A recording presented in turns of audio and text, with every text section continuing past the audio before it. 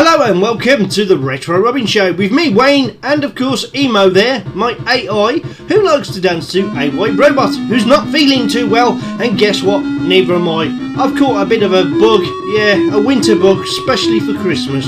Well, festive, so why not be festively ill during the holiday period? Seems to happen quite regular with me. I know, you're probably in the same boat, I don't blame you. Great news is, everybody is receiving their Spectrum Next. Throughout the land, Santa has delivered the KS2. Well, not Santa, the Next team. Well done, guys. After 3 years of waiting, dogged with delays and issues of too many to mention, everybody will finally get their KS2. Many have already landed and some are still on their way, so I hope you get to enjoy that for Christmas, and who knows, maybe you'll start programming one or two new and inventive games, or even peripherals that we can use. So join the big community. Also, big appeal, we need you tips for the tip shop needs help. Yeah, all these latest games, we don't have pokes and hacks and things for infinite lives. For those that like to simplify games, a bit like myself, and make them a little bit easier to play. Would you like to play Delta Shadow with invincibility? Bagley's in base with infinite lives? Or any other particular game with a bit of a hack or a poke in it? Would be great, wouldn't it? If you're a coder and you want to send me one or two hacks, we can get them printed in the magazine and also sent off to the tip shop to update their database, which will be fantastic, so please feel free to do that. What's on today's show, which is now powered by the Sinclair Spectrum Next, no longer the Engo. The Engo may be providing music in the background, along with the Toast Rack, the Plus 3 and the Humble 48K Spectrum, and sometimes the Amiga will actually be in play. Well, we're going to be trying to get one or two Commodore franchise games in. That's the first thing. We definitely will be going to look at the Crash Smashes from Out of Crash issue number 18. Spoiler alert, one of my favourite covers. Yeah, I know. And hopefully one or two more modern Spectrum games. So, with everything said, let's go and have a look at this cover.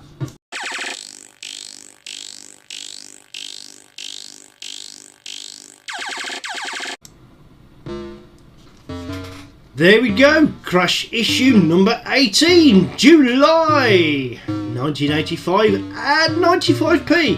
What an amazing cover that is. I like the fact that you've got mist in the background that represents the Spectrum colours. As you can see, it goes red, yellow, green and blue, but you wouldn't really notice it as the Spectrum colours because it blends so nicely into what seems to be her cape. Incidentally, in the Crash Annual by Fusion Retro Books, not the annual, the magazine which you can subscribe to, you will notice that the colours are on the opposite side, which is covering up some of the blade. The blade, incidentally, just reminds me of the blade from out of the live action retake of One Piece. Mihawk seems to carry a similar type looking sword, true to the anime where he chops a ship in two. I highly recommend that, and also I highly recommend you get involved in the old Crash. Get yourself subscribing. We've already got a big subscriber base, but you can get involved in this too. Well, apparently back in the day some news agents didn't know where to put this particular magazine, and they actually put it on the top shelf with the more risque magazine, shall we say, in a diplomatic way. Yeah, and as a teenage boy, oh boy, that was nice. Because if you're going to draw a character, why not make it look fit? And she looks nice. Oh, I'd give anything to be in his position right now. Well, anyway, enough said. Yeah, there we go. Dundalk, as it should be pronounced, I believe. It's a game that was given a Crash Smash in this particular magazine. Prizes to be won as always, and US Gold, 2 from US Gold. Ocean 3, what's all that about? Who knows? As always, let's have a look through one or two of these pages of the magazine. Meet the gang! We will do, actually. We'll meet one of the gang later on in the show. More on that in a moment, of course. So we come down to the first... oh, I love that.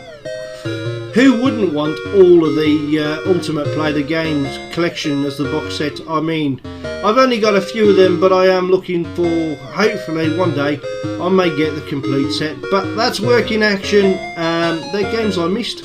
Couldn't afford them now, it was always expensive. There we go. First game of the day, Dundalk, or Dundalk as I call it, because I'm sure it's meant to be pronounced that way, by Gargoyle Games, and you can see the producer up there. It's a prequel, but it came out after Turn and Nog, so it's meant to be based in the time before Turn and Nog, which always gets a Scottish feel about it, doesn't it, Turn and Nog? I always feel it's a Scottish game, I don't know why. Well, it cost you £9.95, use of computer 85%, graphics 96%, playability 89%, getting started 91%, addictive qualities 97%, value for money 94%, overall rating then was a whopping, absolutely mammoth, huge 97%. So, let's give this game a play and see if it deserves such a high rating on this day. So I thought we'd have a look at the loading screen and see what's actually happening with the loading screen. Well, considering Turn and Nog came out first, Gargoyle Games, copyright 1985, we know what we're going to get. We're going to get a Turn and Nog type game with a slightly different theme to it. The write-up in the magazine was pretty good, well explained the backstory and one or two things. We get a dark looking, it sort of gives you that dark looking land in the back there.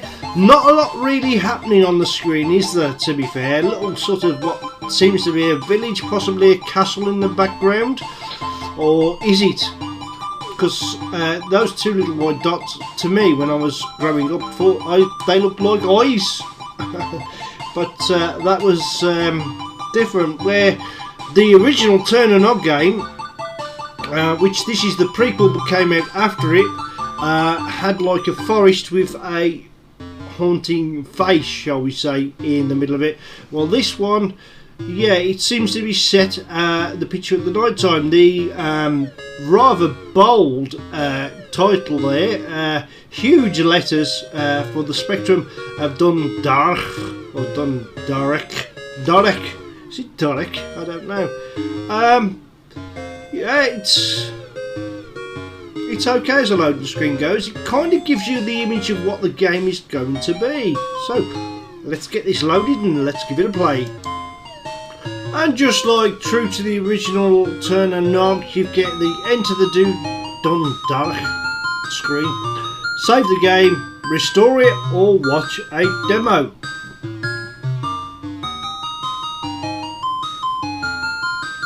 As always, there's a few subtle changes with the character, they're not major.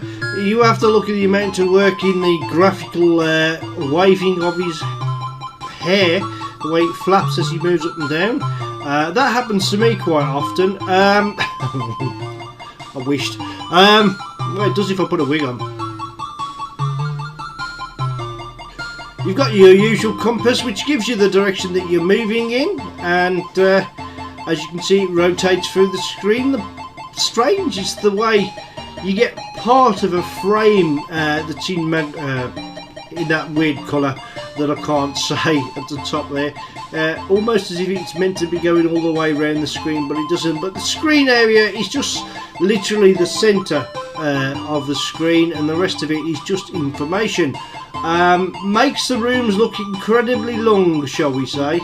And at the moment he's just walking around in circles. So let me see if he goes outside. No, okay, let's start the game then and give it a bit of a play. So the keys are quite unusual, ZX, and you know, you can rotate left and right, and for instance we're going to go outside there. Remember, you walk past this room because you're in the square at the moment. And actually this game looks like it's glitching to me, so I might have to reload it because there seems to be some sort of a trail behind him.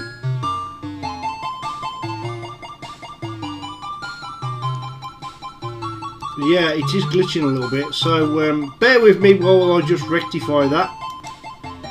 Well, I didn't know that.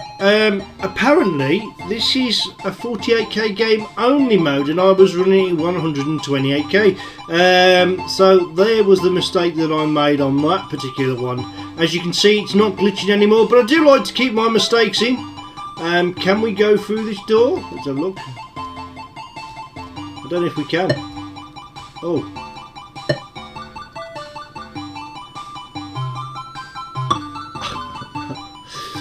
I mean, if you look at the character there, yeah, is it me or is the chest bouncing up and down very slightly? Well, come back here. Come back here.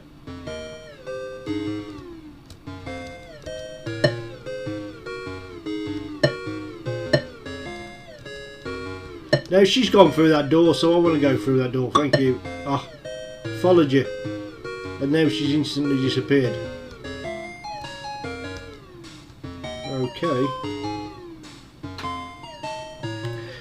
This game is really massive in design. I love it, to be honest with you, and you have to constantly rotate to see if there's any doors where you're only getting one perspective, aren't you?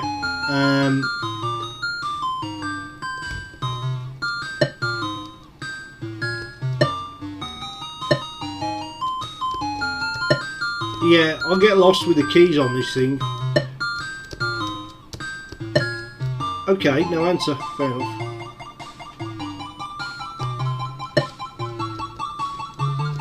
Anyway, let's get out of here. Stop pressing the wrong button. It's tricky because I'm rotating the wrong way. That's it. Ah, the keys are all over the place. I should have done my research. Okay, yeah, it plays really well. I've forgotten how to play it, but after Turn and Nog, I didn't really find the need to revisit the same type of game again. I mean, Turn and Nog was huge when it came out, and to me this was just more of the same old, same old. Did he deserve 97%? Well, they probably gave it a better play than I ever have, and really I shouldn't judge it, but I would say, judged on what I've seen so far, it's as good as the Spectrum can produce with this type of game. So for that reason, I would agree with Crash, but I would give it a 9 out of 10. I thought 97 was a bit lavish. Do you agree? As always, please leave your comments in the comments below. Done. Darach then. Did you play this? Maybe I should play it more.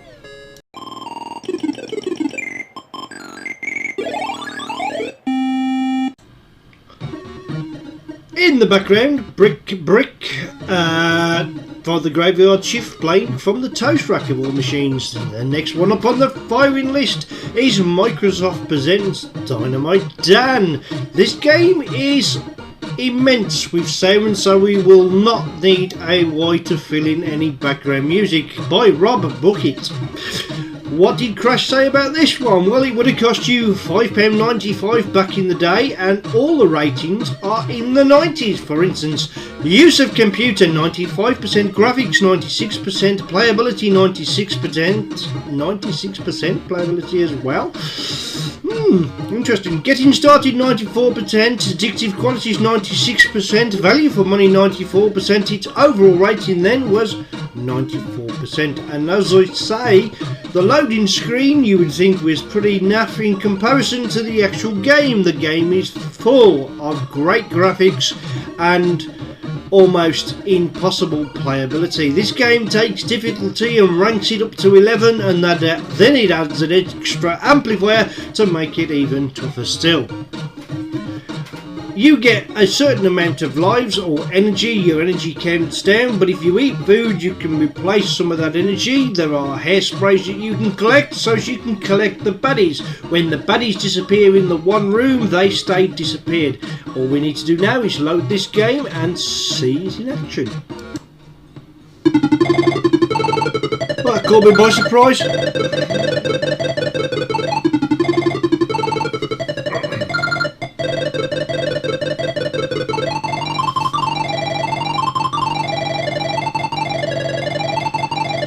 game opens with this rather intense beeper music, which sounds absolutely immense. Yeah, that is beeper.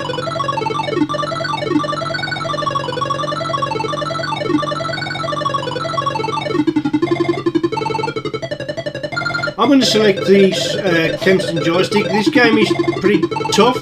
The fantastic thing is you can redefine your keys, and that is a good thing. Instructions will not be necessary because I will explain what you need to do in this game. It's pretty self-explanatory. There was a competition involved back in the day where you could complete the game. The first person to complete the game and post the secret message that was hidden inside the briefcase would win a prize.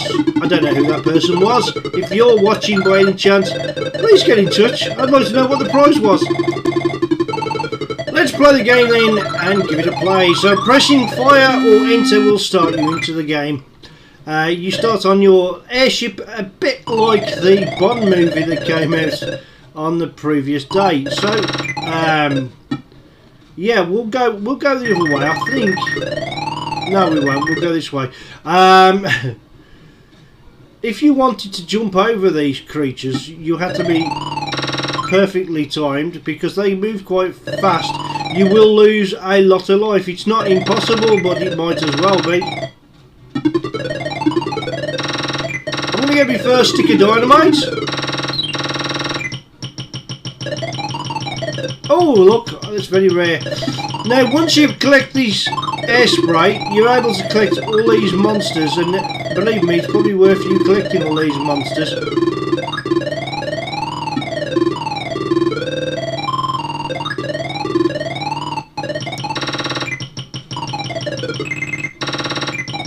I mean, the game, it's just so immensely full of action. And this is a big spring. Or a big bouncy platform.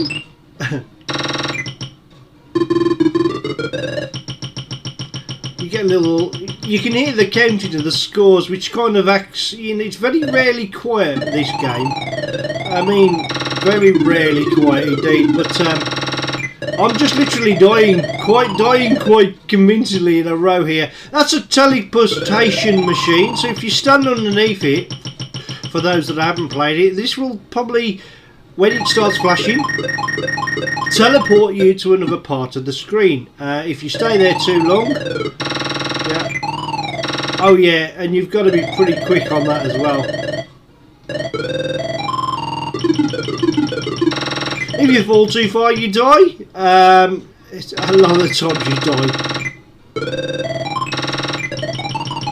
And hopefully we're gonna get to see danger. Why is there a danger there? Probably because if you fall too far, you fall in the water, which is something we don't want to do. Hence the reason why you've got.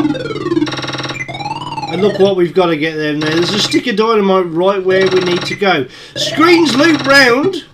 They loop round by, I think it's 8 across, but once you get to that end screen, that side, you will instantly come back on this side, so it's sort of like a continuously round circle, which is good because I like circles. The same, it's about, well, I think it's about 8 screens high actually. I don't know how you get to that one, to be honest, but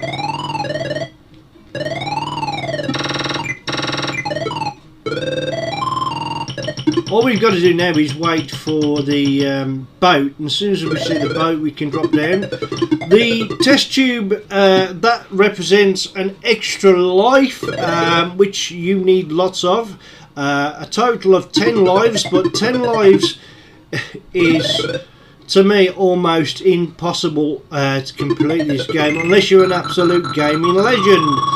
So this is the tricky part. You have to time your boat walk, and if you can see there's a monster walking down there, you will probably bite the dust if you're on your last life, because it's almost incredibly hard to get past that while you're on the boat. The same with the flies that are going. Yeah, so it's a case of losing a life just to be able to complete the game. as you can see, your lives are also represented by energy. So not only do you have 10 lives, but if you, as your energy depletes down, you know, you've got to stay full. For instance, see, eating food replaces your energy. How on earth was you meant to get through? Well, we've got my stick of dynamite. And believe me, if you fall in the water, generally speaking, unless you've got an oxygen tank you've collected somewhere along the line. Ah, fortunately, I must have done. We're back to the start. So, let's see if we can show you the safe room. Oh, I forgot about that. I didn't realise you could get up that way, but normally to get back the other way, you have to bounce. You have to bounce over the thing. Graphics are incredible. The sprite work is just amazing. The sound effects and the sounds on this game are really intense. You fall too far, you die. I want to go down, not up, so we've got to wait here now, because to get to a certain safe room, there's a way to get to it. I think we'll have time to click the K, bring up the score a little bit. I always think that Dynamite Dan has got a pretty big quiff, don't you?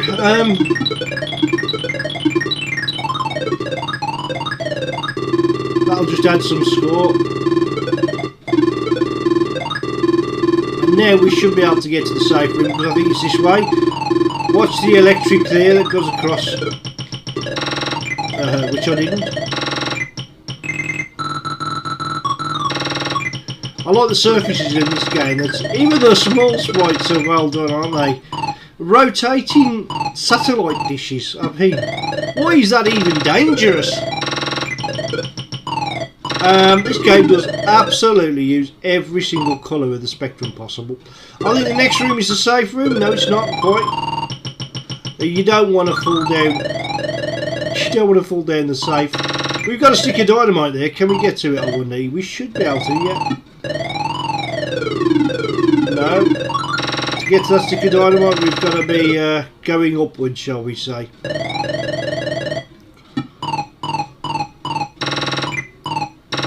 It's a good job I got infinite lives in, don't you think? Oh no, I can't get it. I can't get over it, can I?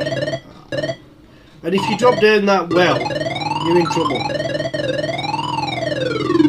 You're in trouble. So there has to be another way of doing this.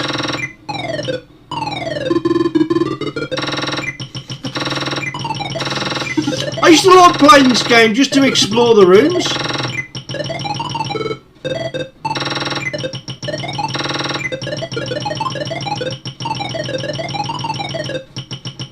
How was anybody ever going to complete this game?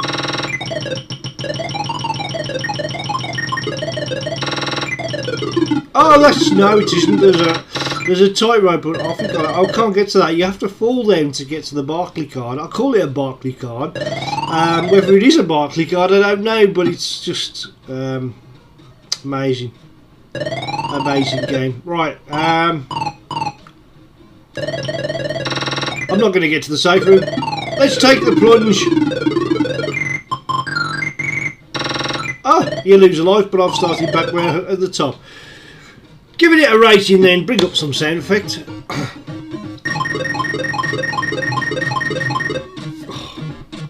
For use of the beeper on the Spectrum, it's 100% amazing, because every part of this game, especially when you're playing fast, is full of some sort of sound effect. That's why you don't need background music.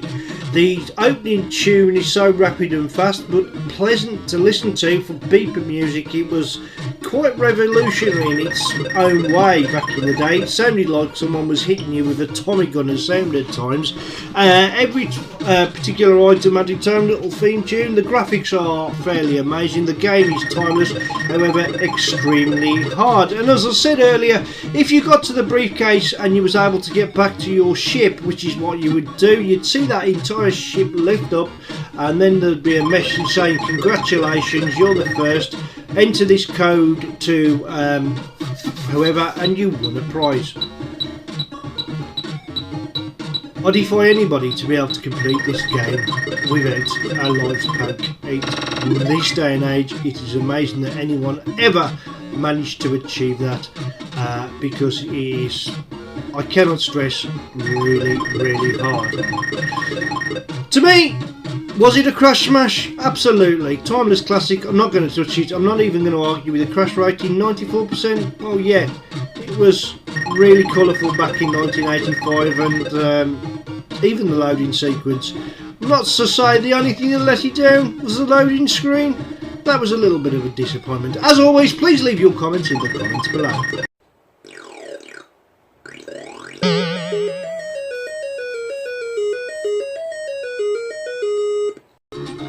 Next one up in the firing line is part of what could be considered a franchise for the spectrum of games. Herbert's Dummy Run, yeah, Microgen, would have cost you £9.95. It is in the same vein as Everyone's a Wally, which we saw earlier, a little picture of, and Pyjama-Rama, which was the first in the franchise. A game legendarily very playable, hidden games in the sequence, and this one has more than its fair share of hidden games, where you play the baby and you're lost and you need to get back, really. Herbert Dummy Run is legendary, just like every other game. They don't care about colour clash, they just ran with it, and the games wasn't exactly all the better for it, but you didn't notice it after a bit. You sort of got used to it. Playable wise was very good. Use of computer 90%, graphics 90%, playability 89%, getting started 83%, addictive qualities 90%, value for money 82%, and its overall rating then was a 90%, so it just scraped in there, but it was given the crash smash rating. Now personally, after Pyjama-Rama, I didn't really go back to games like this. Everyone's a Wally, 3 Weeks in Paradise, apart from Automania, which was a little bit different. That was more of a assemble car. Pyjama-Rama did it all in this type of game for me, and I didn't really see the need to go and play any of the others, because there was just more of the same old, same old.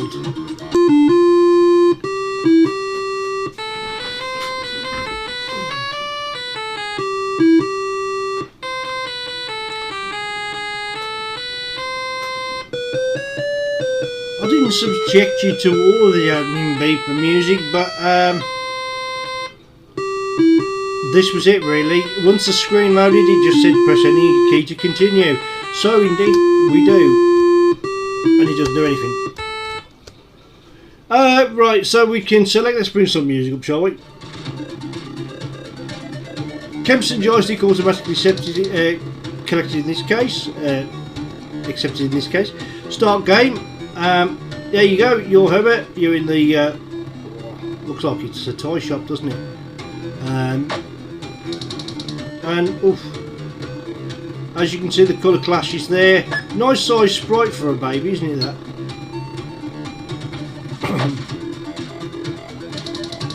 Yeah, and if you can see the tears, if the tears fill up, which is what they're meant to represent, you lose one of Herbie's life.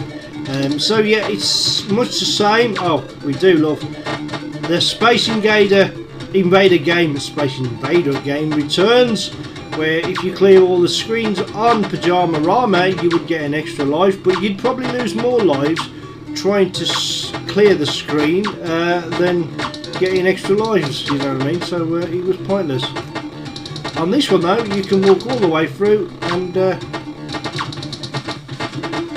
get out of here, which you can't unless you got the right particular angle for the job.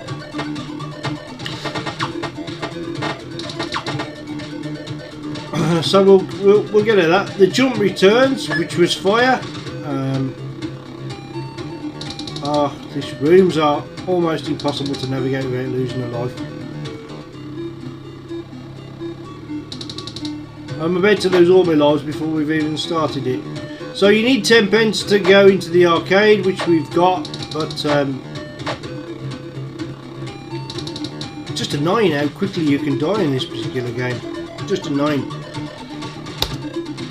Okay, well that was given 90%, and to be honest, I don't agree. At best, I would say that was an 8 out of 10. Yeah, it graphically looks nice with the colour clash. There's lots of variations in the rooms, and there's more than just one hidden game in this, I believe. Although I've not really played it in its entirety or tried to complete this one, where I did Pajama Rama. But once again, it's nice to see the screen full of graphics, and you get that on a number of occasions, but the rather unfairness of how difficult it can be, you know, I don't think you can walk on that water with the same castle, to be honest. I think it's all the texture this way. You get to see more of the game. Yeah, 8 out of 10, do you agree? I personally wasn't one of my favourites, so, you know, it's okay. It's just not one I'm going to be interested in playing again. However, I do remember it, and maybe I should. I just enjoy watching the demo more than I do playing the game.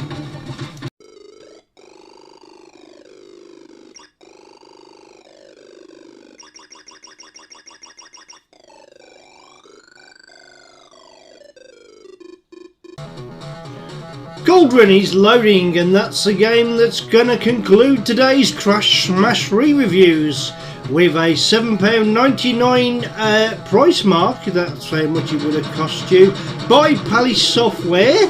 Use of computer was 80%, graphics was 89%, playability was 90%. Getting started 86%, addictive qualities 91%, value for money 90%, overall 91%, so it did indeed get that 90% or more that it needed. Cauldron is a absolutely immense looking game, and what really doesn't disappoint is the loading screen, because believe me, that was a phenomenal bit of artwork when it was back in the day. Love it. Exactly the image of a witch that you would like. Good game to play on Halloween. Very tough. Also a game that created games after it, which was followed with Cauldron 2, the sequel, The Pumpkin's Revenge, which was completely different in format and a lot harder than this one. But this one's not bad. It has its fair share of difficult things to do it. Can you name the amount of games that had games that were in a trilogy? Well, you had Renegades 1, 2 and 3, Target Renegade, that was, of course, Renegade 2, Double Dragon 2, you could say Cauldron, Everyone's a Wally, Manic Miner, Jet Set Willy. There was loads of games that had a follow-up game or a few games in a sequence to it, and this was no exception, but this only got 2 as far as I know. Yeah, what a lovely looking loading screen. 10 out of 10 just for that. There doesn't need to be a lot on the screen for it to get you in. There's zero colour clash there, with the use of very good spacing, or maybe a little bit on the arm that's holding the top arm. You can see a few patches there, but apart from that, what a fantastic looking screen. So the game's loaded. There's no title music in this game. There's just literally plug and play. You've got your usual Sinclair interface 2 keys, weird, and 4 to play game, which we're going to do now. A little opening sequence, of course.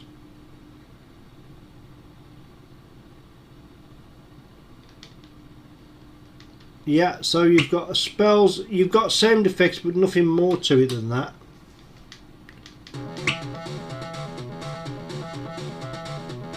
The scrolling, I mean, graphically it's fantastic. She hovers quite well, or the witch hovers quite well. You stay too long and the bats have got a sequence, they will come and just attack you. Look, they'll home in on you. So, and that is you dying. That is you dying. And I think there's certain parts where you can land and other parts where you can't. The broomstick represents the amount of lives that you've got. Oh, crashed into the hill. Oh. Right, you can land, but you have to land in a certain place before moving in to any particular room.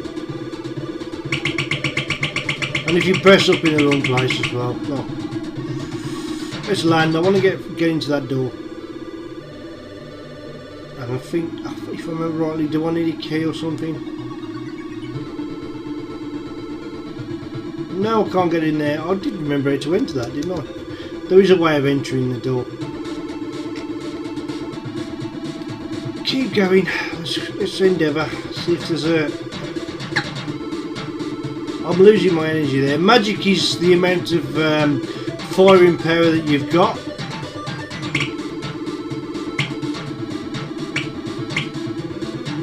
Best not to dwell on one screen too long.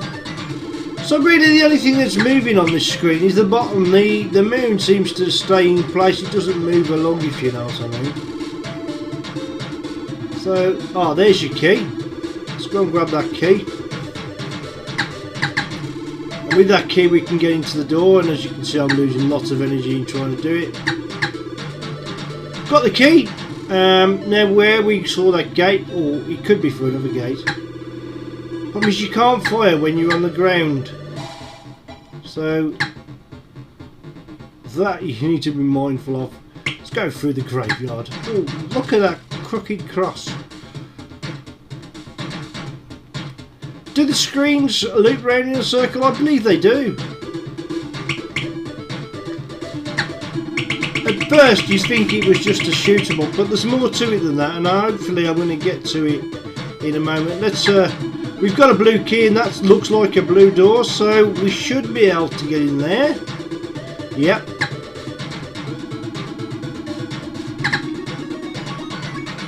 And now we're into almost like a platformy type of game. Oh, that just gets me back outside. I don't want to go back outside, I want to go back inside.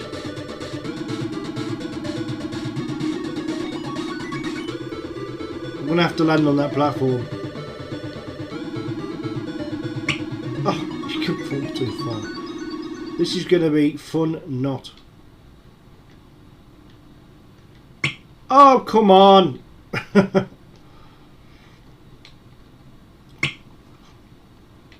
As you can see, this is kind of difficult.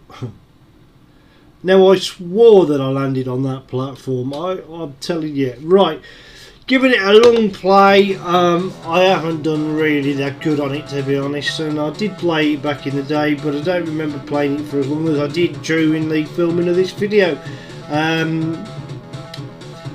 Was it worth the crash smash? I don't think it was. I think it was an 8 out of 10 at best. Yeah, it looks nice. The loading screen got you into the game, but I actually think the Pumpkin's Revenge was better. Which, you know, it's just a matter of opinion. Let's have a look at something a little more modern from Spectrum then.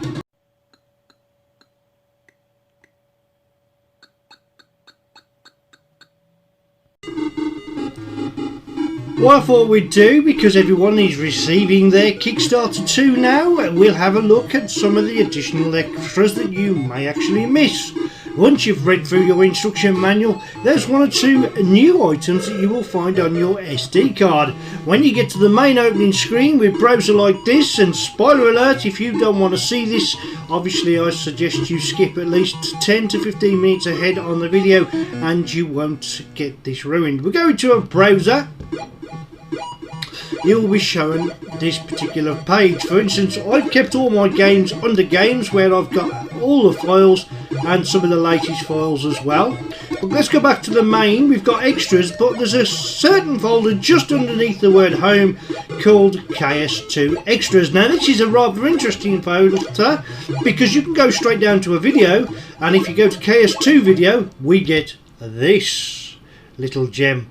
Yep, it's loading a video file, and you get to play the video, which is absolutely amazing.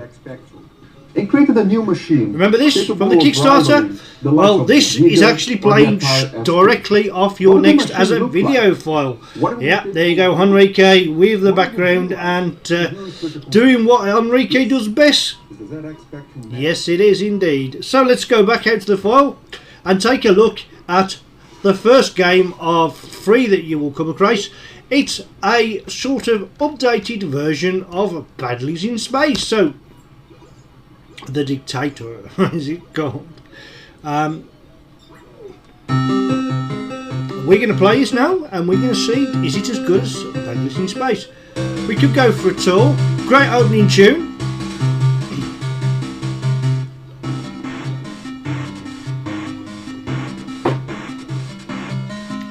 So let's press fire, start. This is the same opening sequence, but slightly different.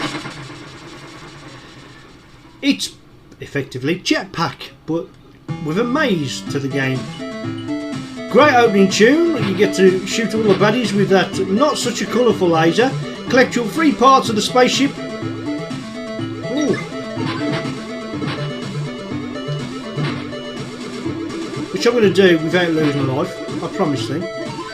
Energy is more your life form. Right, now what we'll get is we'll be presented with some dynamite, some TNT, which when we've collected, it'll give you a little indication of where you need to drop the TNT. Whilst dropping the TNT, then move out of the way briefly, else you can get affected by the TNT.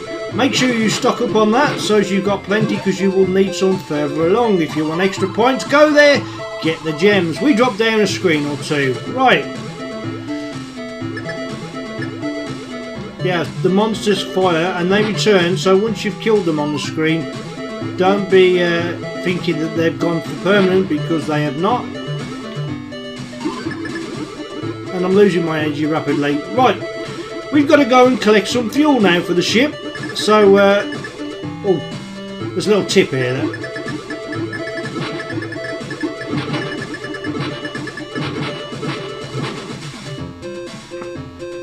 Get some dynamite down there. Kabang. Oh, and we'll collect some goodies as well. Strangely enough, those harmless bubbles aren't as harmless as you think. The plus sign is your energy and life force. And the music is particularly really quite good. You can shoot rockets. Probably the best course of action is to shoot the rockets. Air is required, not always, in most instances. There we go, we've got some fuel, see if we can get that.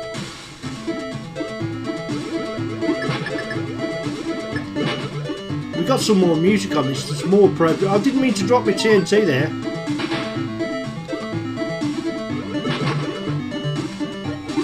I'm losing a lot of energy, but we'll get to the... we got to the fuel, let's get the fuel back to the ship.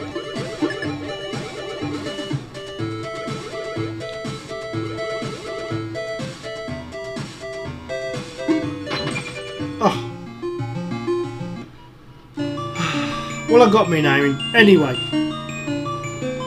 that is the first game you'll see, which I won't put my name in, on the Spectrum Next. But let's have a look at the next fold that we're going to see. No, we don't want to continue. We'll go to the KS2, and we're going to have a look at all 3 games. We'll go away from the Dictators. The instructions are there. We get to another one called Night Night, but this is now an updated version of Night Night. So let's turn down any AY music. Yep, it's a slightly more sinister looking picture than the original Night Night, with different music. 6-channel AY tune.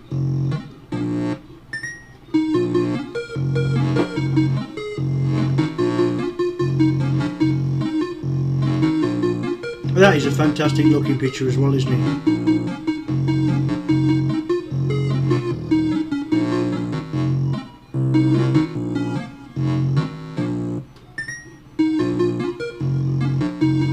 Quite a long sequence as well. But when you press the key, you're presented with start new game, continue options, and options obviously.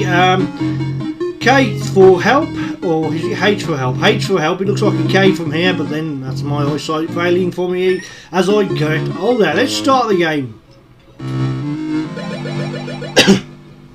Now, you've already heard the Night Night tune played earlier in today's Brick as we call it.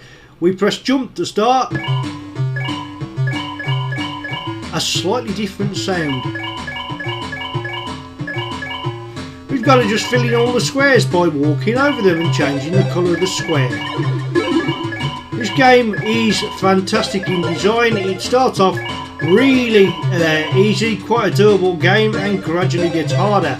We'll go through a couple of levels. We won't spoil it too much because we'd like to see how well you can do on it. Excuse me. Once the levels are all coloured in, you don't have to keep going back and starting the level from scratch, even though you may have lost a life during the process.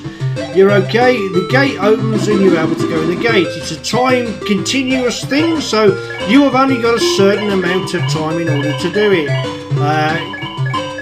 Each screen's got its own little sequence. In fact, you can tread on most of the surfaces quite quickly. There isn't a fall too far. There are plenty of little gems for you to collect.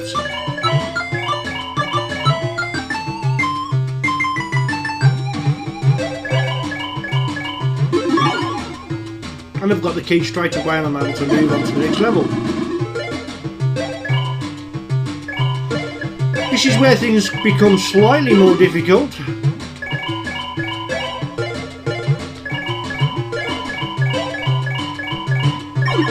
If he sees you, he will shoot an arrow at you, so you don't really want to... It's made slightly easier than Night Night. I think it is a lot easier because that wasn't that difficult before.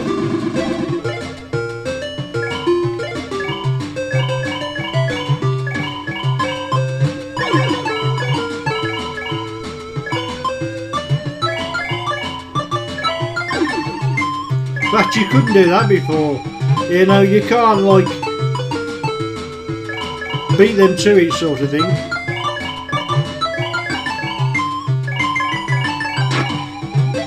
Oh, the arrow's moving quicker. Ah, this time, on the original game you could walk through him. It was only his arrow that killed you, but now he kills you, so...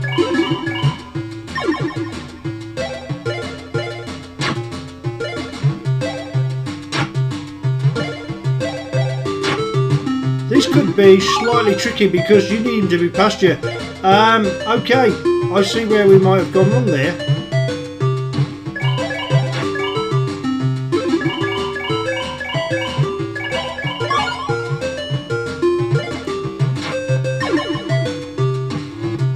I nearly made it round. Time's running out. We got 8 seconds to get through this screen.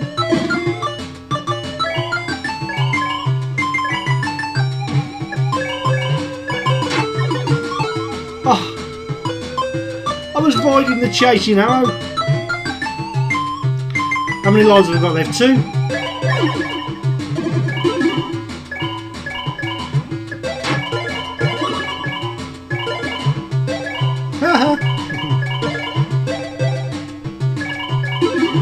It's a good job there wasn't a fall too far, because a fall too far would have made this game extremely hard indeed.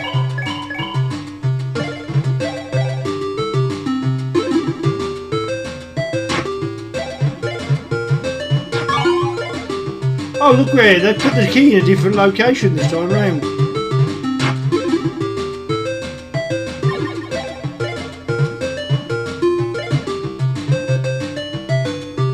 Should be clearly past this one. Yeah, nicely done. We're on to level 6. Now these monsters, they can chase you around the maze a little bit. They've got a set pattern, but if you're not careful you run into that pattern, so you have to be mindful where they are.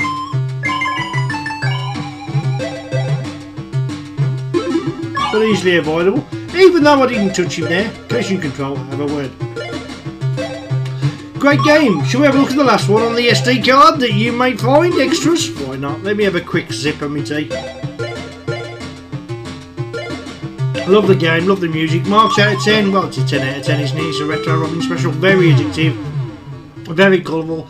And look, there I am, not even trying, and you managed to get yourself second from top on the high score sheet with a slightly ending sounding sequence, death sequence shall we say. Immortals. Me, really? I wished. Finally then, we'll come out of this and we'll have a look at this world tour. We don't need to read the manual, do we? Rusty Pickles in action once again.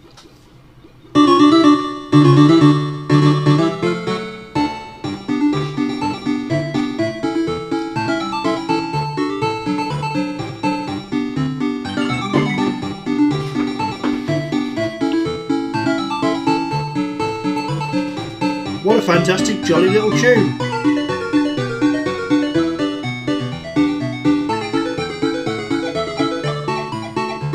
World Tour, Classic, Puzzle or Attack, Time Attack. Let's get to the World Tour.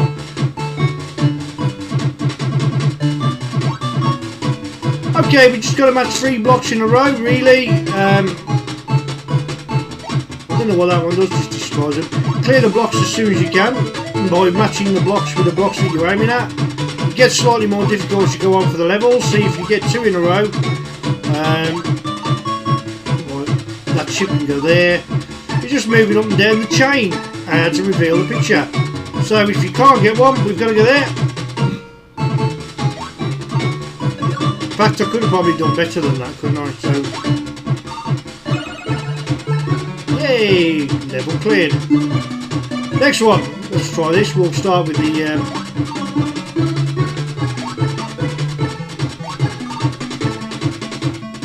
get rid of the blues. Oh, bit of a mistake there. 3 of them in a row now. Okay, reds can go. Oh. You get a second chance, don't you? Because they kind of bounce back. Did you do? It's got a very Christmassy sounding tune to it as well. Level cleared. Let's just try the red one. That looks like it's a bit of an oddball out. That can't be dealt with anything, so yeah.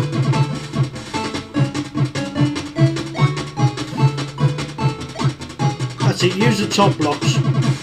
If you use the top blocks, it will aim them down. I forgot about that, so if you do get one that you don't know what to do with,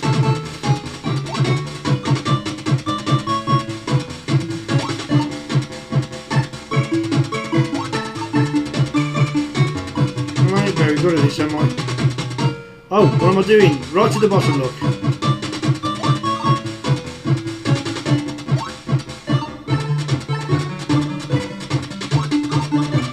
I'm sort of engrossed now. I'm sort of engrossed. Attack that one? Yeah, why not?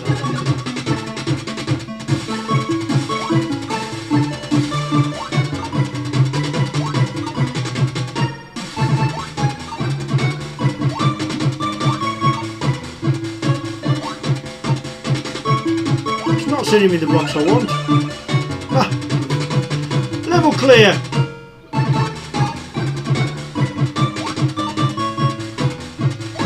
The question is, does the picture change? Well, I believe it does. I just haven't got very far in it because this is really about the first time I've actually played this version.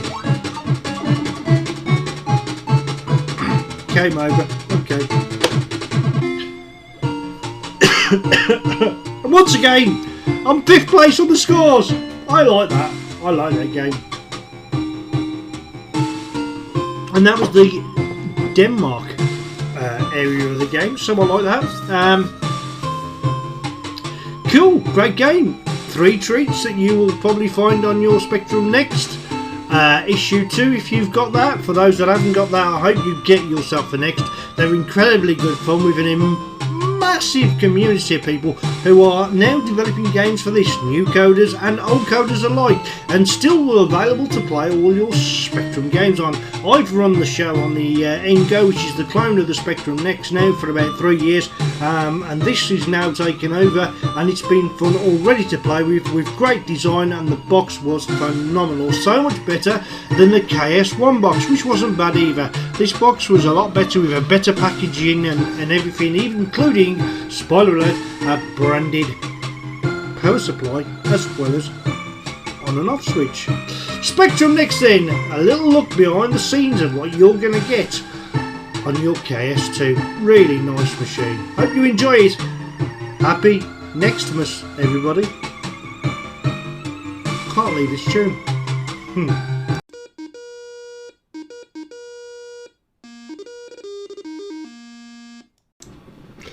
The first new homebrew game that we're going to have a look into is this one.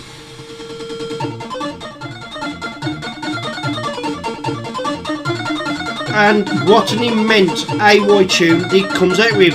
A very joyful, cheerful type, circus type kind of tune if you like, but with plenty of little breaks in it as well. I'll let it play for a minute. You can see who it's by at the bottom there, 2023. Starting with that opening title screen, we've got keyboard, Kempston, Sinclair, and the option to define the keys, which I highly recommend you do, because it's probably better that you use keys than joystick, because you need that extra sensitivity. So, left, right, up is also jump, as well as up, and down is down. That's it, 4 keys, pause and sound on and off. That is all you require. In a moment we're going to get into this game, but we're going to have a look and listen to the music first and say, that sounds good. Very jolly. I'm liking the sound of the game. However, spoiler alert, it ain't easy. But then 51, nothing is easy. Right, let's press to start the game. The music will be silenced as we're given a little message. Welcome to my first grand adventure. Really, that's amazing. My name is Miklo. Oh, that's nice of you to tell me. I came from Greece. Well, it's better than coming from Isle. Oh, sorry, my bag. And they say my grandfather was a slip-up. Well, that's what condoms are for. Oh, sorry. Of a famous American adventurer. Well, if he's come from Greece, his grandfather must be American. I don't know, I don't get this. Some important information that you have to remember. There's lots of things I need to remember, but in this day and age, when I get to 52, there's not many things I can remember too. By the way, can you see the Christmas card that Lee, the Chop Stevens, has sent me? He keeps teasing me that I've got no hair, because he keeps sending me one on a card. Well, that's no good. I want a head full, thank you very much, Mr. Chops. Happy Christmas to you too, sir. I love the card, by the way. It was grand. To reach higher. And also, to reach higher, just stand on a chair. So, sorry, to reach higher and also get through any tough sports that may restrict you, don't forget to jump. Right, okay, yeah, whatever that means, let's just play the damn game. Ooh, so instantly we fall too far and lose a spot of energy, which is nice. I like that idea, that's clever. Ooh. Hold on, age also loud. We've just got to get through every screen without dying and get to the end of the levels. As you can see, your heart is beating and it's some sort of terrameter. I've jumped at the right time. That's okay. Let's see if we can go this way. Yes, we can. Ooh.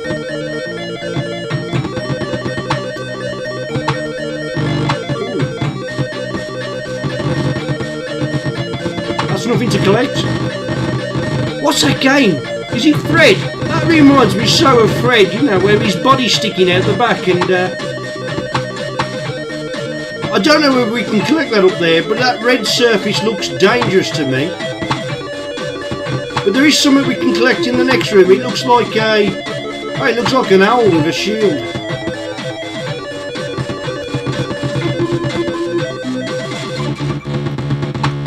Oh wow. Okay. Excuse me. I'm dead already. I don't want to go that way. It looks too tough. Ooh.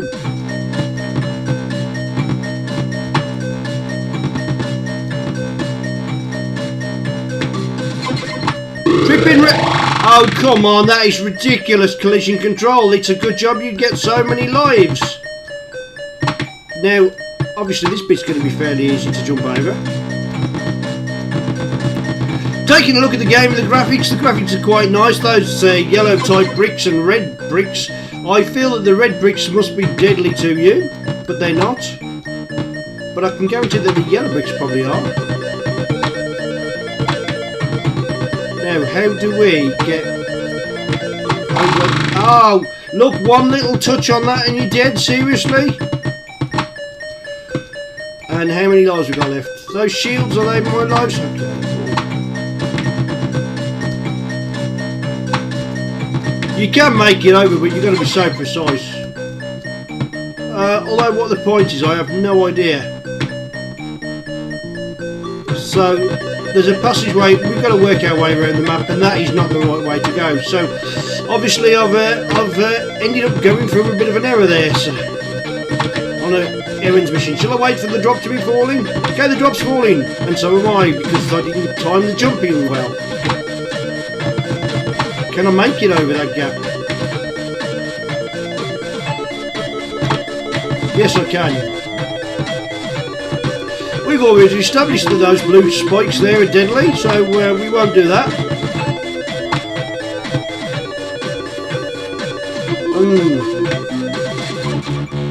I think we can jump that gap, but we won't do that.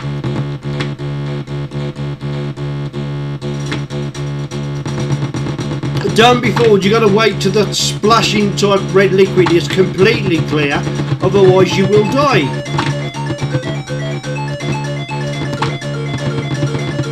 Now we can go up here.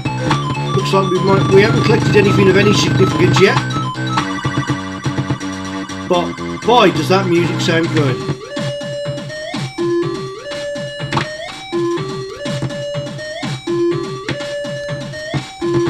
Oh, you can fall too far, but I didn't die, so okay, can I drop down a level? Yes, I can. But I couldn't jump on there, really? Looking at the sprites though, the sprites are quite good, aren't they, this skeleton sprite? So is it this time? He fell asleep. Oh, shut up. Oh, look, you forced me into that.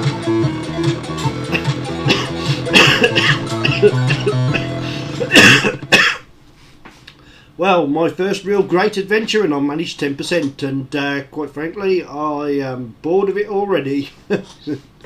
However, it's nice graphics, it's great AY sound, but it's a little bit difficult, and another game developed by the AGD engine. Honestly, I'll give that a 5.5 out of 10. Okay, but I've seen lots of this sort of stuff. In fact, I do like the homage to, is it Fred? Where he's climbing up the side of the rope rather than properly up the rope like some games do. But apart from that, yeah. Give it a go. It's available on itch.io, of course. Next one. Let's get rid of this. Detonated emo.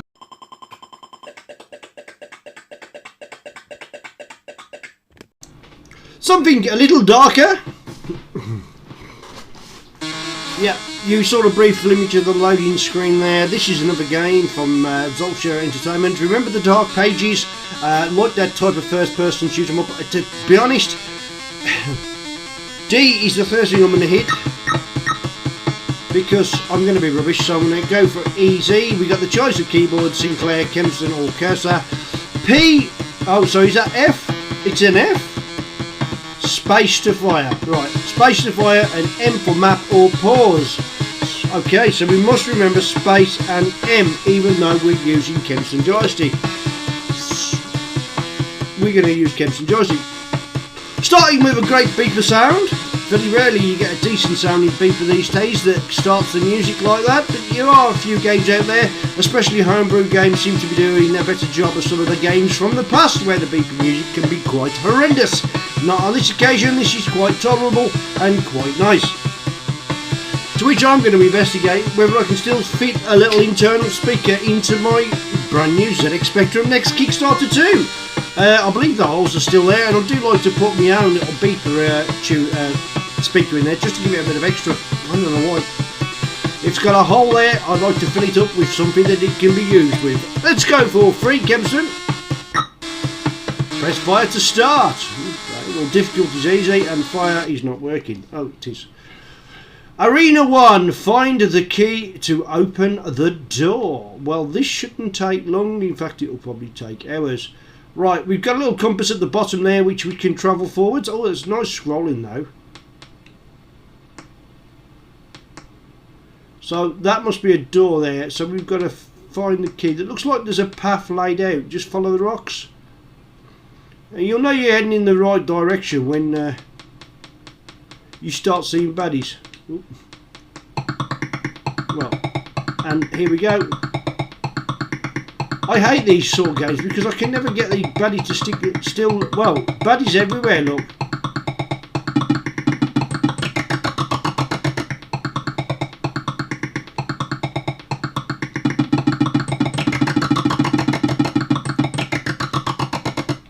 There we go, got rid of 2 straight away. The scaling of the scrolling is quite good, isn't it?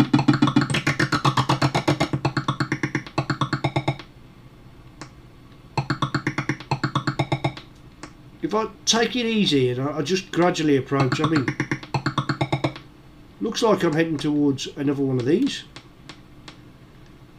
But I can't seem to find any keys, so just follow the trail of dead monsters.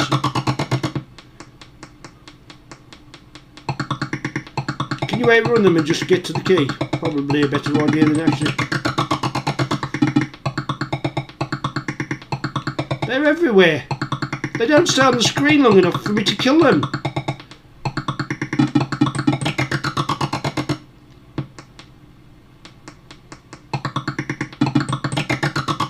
Well, at least they're easy enough to destroy. Ah, right. We're at a somewhere I've not been yet before. And I don't seem to be able to go any further that way, so obviously I've got to come down this way to a little bit. It makes a nice change, doesn't it, not to hear any music. And I can't go there, so what are we meant to do here? I've travelled from one area to another one. Let's have a look at the map.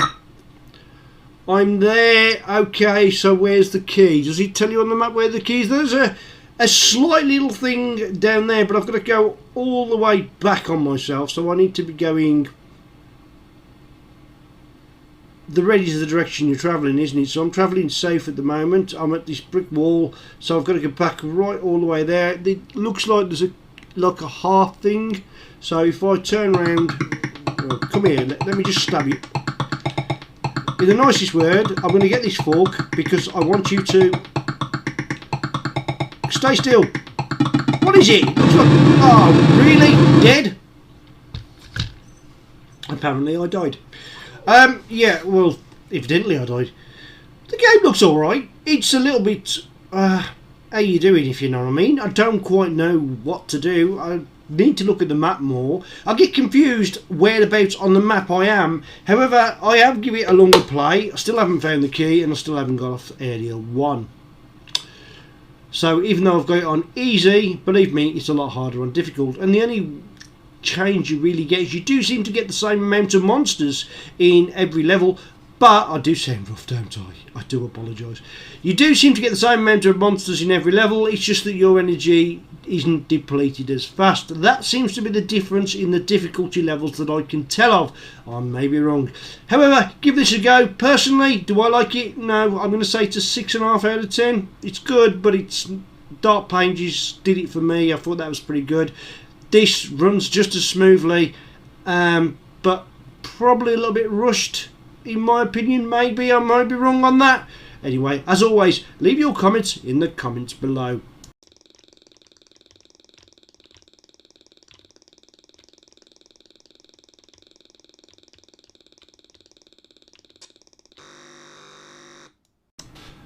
Now, as part of our games based on films, this is the Commodore 64's version of Buck Rogers. Looky, Buck is back! And that means, oh, press C for cheats, don't mind if I do. By the way, when I first played this, there was a lot of lag. I'm hoping that the second recording, we won't get any of that, of course. So, Sega Electronics 1983. This game is going to be similar to the one that you see on the Spectrum, but a lot more colourful and runs a lot better. So you start off by skinning the planet's surface. I don't think you can shoot them terrors, maybe for fuel, but you're supposed to be flying in between them. And as I've got cheats, it doesn't matter. On the first level, it doesn't matter if you go to the outside of them, but on later levels, you want to be flying directly through them. The scaling up is pretty good, and the up and down is pretty good as well. But I haven't worked out how to get fuel yet. So as you can see, my time is running down fast, but we've not crashed or anything. So we should make it to the next section, and then we'll have to wait for the time to build up again. I'm just looking at the monitor to make sure. That's it, we got through the first part of stage 1, and we're running out of time, but doesn't matter because my ship got destroyed by what seems to be a flying saucer. well, they're meant to be flying saucers. You've got to kill that many flying saucers, I believe. It's across the top, so hopefully we'll do that now before you can move on to the next level. There's one. You can get them from quite a distance away. Two. Be mindful they do come from behind as well. There you go. As I say, and that's a thing you need to remember as well, is whereabouts from behind they come, because if you're not careful, they'll just crash into the back of your ship and they'll take a life, which is really annoying, but you know, that's part of the game. The graphics are bold, fairly blocky and big in the true Commodore fashion. I'm literally rising up there, and I've nearly done this one. Yep, we've got to start again now and kill that many again. I'm already down by 2. And we got some sort of strange hopping things. They're not exactly Imperial walkers, more like Zeppity gone mad. But they don't count as, or do they? Yes they do, they count as those bad guys there. Well, it's asking me to get some fuel. Well, how do I get that? Without crashing in, well, I'll just die. And that's why I'm so glad I got infinite lives. Hopefully though, by the end of this section, we will get to section number 2, where we will leave the surface of the planet. I like the look at the rocks in the background. I'm not so sure that I've seen any planets in my time, apart from the Earth, the only one that I live on. Or some say I'm from a different planet. That may be true. Oh, come here. That's it. We've done it. We're into space, interstellar spaces, no doubt. But, you know, one can only dream. Right, same thing applies. We've got to kill this many aliens at the top. I've shot 2 so far. They do come from behind as well. Pretty easy to get to be honest. It's great when you got infinite lives though, because you can keep going round and round and round and round. Haven't learned how to keep that yet, but as I say, this is probably the third play I've had of it. Normally I do a bit more research into this than normal. Yeah, we get going. But because I've been ill recently and I'm having to work, it's the wrong time of year to get ill because it's the busiest time of... oh look, there's our bad guy who's just got me with one of his missiles, but hopefully we'll get him in a moment. He should appear straight on the screen. The graphics are pretty good, aren't they? Yeah, one shot wonder, and I've destroyed him. We'll now move on to the second level, level 2. This time on level 2, you definitely need to fly between the posts, because if you look, there's some wavy lines shooting off from them. Oh, it's a good job I got infinite lives.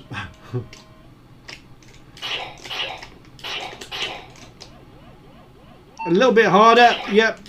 You don't. Those wavy lines will destroy you. They're not fixed wavy lines, so you sometimes can fly through them. However, I highly recommend that you try and get through them. Graphics are nice. Those flying saucers look fairly weird. Oh, that one was coming back for more. Well, he shouldn't have done, because he got. Why is every one of them coming from behind at the moment? That's ridiculous. Come here. Yeah, well. I've got 10 or 11 more to go.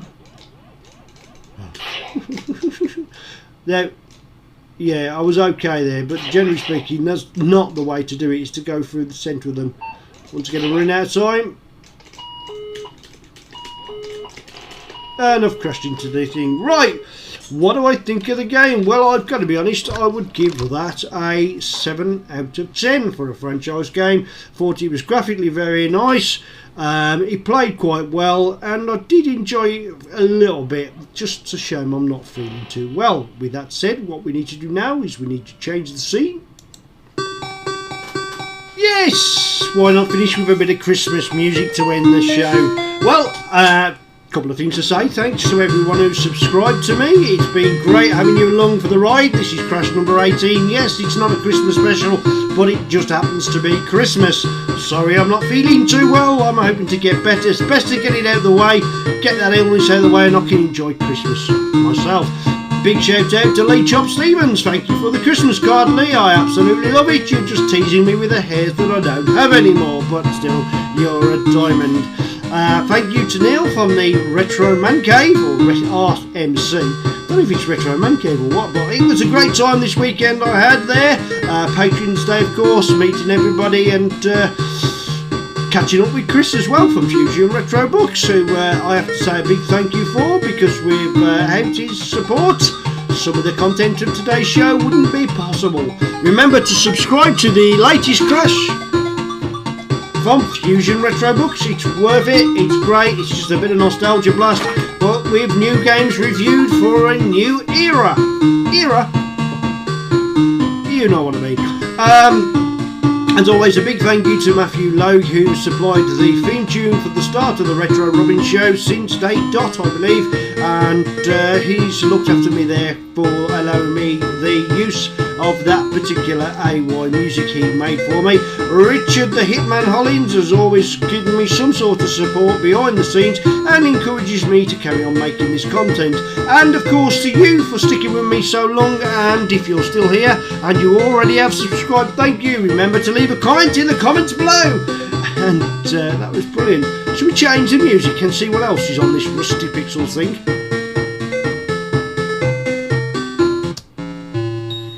It's a Christmassy scene. So there's only one thing left to do. It's to wish you all out there a very, very Merry Christmas, and hopefully a prosperous and happy New Year. Happy Next to everybody who's getting their Spectrum Next. I know some of you out there will be waiting to open it on Christmas Day, which is fantastic. My emo there, my AI robot, has got to go back to AI itself to get itself repaired. He's got a bit of a gaggy leg, which is a shame, but I've had him 2 years, so he's doing quite well. In robot years, that's quite old, isn't it? You know. In the meantime, for me, Wayne Retro Robbins, have a very Merry Christmas. You take care, and I'll see you again soon. And it's bye from Emo too. Leave it play. Humbug. Bye.